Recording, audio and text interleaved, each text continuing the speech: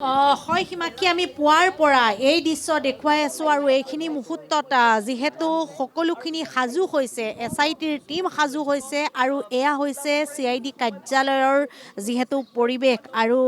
ইতিমধ্যে দুখনকৈ গাড়ী সাজু কৰি ৰখা হৈছে, কাৰণ পিছৰ যিখন উইংগাৰ সেইখনতেই তিনিটা বাকচত যিখন চাৰ্জশ্বীট, সেই চাৰ্জশ্বীটৰ যিসমূহ নথি পত্ৰ সকলোখিনি লৈ তেওঁলোক সাজু হৈছে আৰু যিসকল বিষয়া 9গৰাকীকৈ বিষয়া ইতিমধ্যে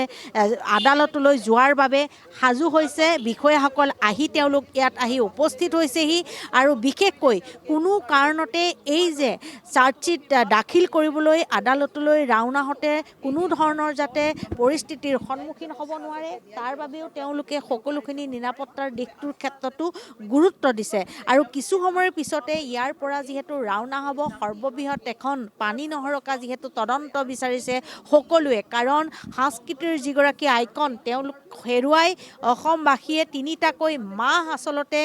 কোনো কাৰণতে বেলেগ কামত আত্মনিৱেশ কৰিব পৰা নাই, মন বহুৱাব পৰা নাই। আৰু এতিয়া আজিৰ এই দিনটো উল্লেখযোগ্য এটা কাৰণতেই যে আজিৰ দিনটোৰ পৰাই যি জুবিন গাৰ্গৰ ন্যায়, সেই ন্যায় প্ৰক্ৰিয়াৰ বাবে যিখিনি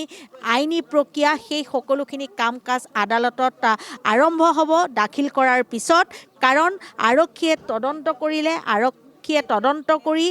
জুবিন গাৰ্গক কেনেকৈ আচলতে মুখ্যমন্ত্ৰীয়ে কৈছে যে হত্যা কৰিলে পৰিকল্পিতভাৱে, গতিকে যদি হত্যা কৰিছে নে আকস্মিকভাৱে কি হ'ল, কেনেধৰণে কি হ'ল, সকলোখিনি তথ্য প্ৰমাণ ছিংগাপুৰৰ পৰা আনিছে বা বিভিন্নজনৰ পৰা ভাষ্য সংগ্ৰহ কৰি 7গৰাকীক ইতিমধ্যে অভিযুক্তক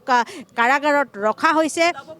এই সকলোখিনি ইয়াত লিপিবদ্ধ আছে আৰু এটা খুচৰিবলৈ যাওঁতে হত্যাকাণ্ডৰ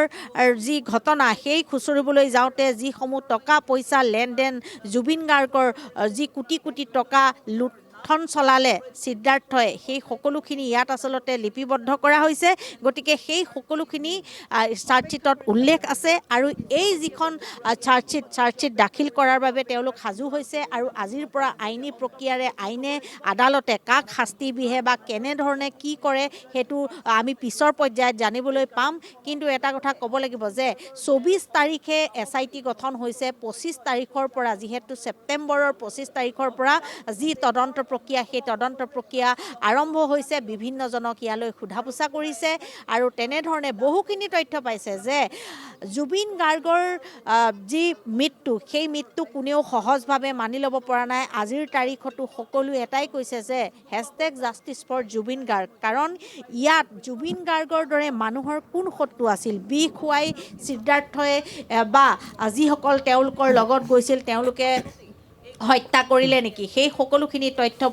তথ্য লাগে, কাৰণ তথ্যৰ অবিহনে কোনেও কাকো শাস্তি দিব নোৱাৰে। আদালতত তথ্য প্ৰমাণ লাগিব আৰু এই তথ্য প্ৰমাণ দিয়াৰ বাবে কিন্তু এই 9জনীয়া SIT দলে কিন্তু কোনো ধৰণৰ গাফিলতি কৰা নাই, দিনে নিশাই কাম কৰিছে। আমি সকলোৱে সেইটোৱে বিচাৰিছোঁ আচলতে মিতালী, গাফিলতি নহওক, তদন্ত প্ৰক্ৰিয়া নিখুঁত হওক, তদন্ত প্ৰক্ৰিয়া